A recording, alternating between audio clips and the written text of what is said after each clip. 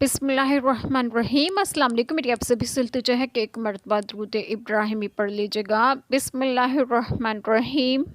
अल्लाहुम्मा सल्ली अला मुहम्मदिन व अला आलि मुहम्मदिन कमा सल्लैता अला इब्राहीम व अला आलि इब्राहीम इन्नका हमीदुम मजीद। अल्लाहुम्मा बारिक अला मुहम्मदिन व अला आलि मुहम्मदिन कमा बारकता अला इब्राहीम व अला आलि इब्राहीम इन्नका हमीदुम मजीद। बिस्मिल्लाहिर्रहमानिर्रहीम। अल्लाह चाहता है कि तुम पर तखफीफ आसानी करे और आदमी कमज़ोर बनाया गया है।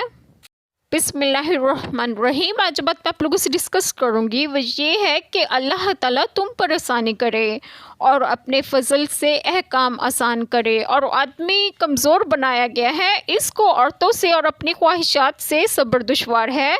हदीस मुबारक में है, सैयद आलम सल्लल्लाहु अलैहि वसल्लम ने फरमाया, औरतों में भलाई नहीं और उनकी तरफ से सब्र भी नहीं हो सकता।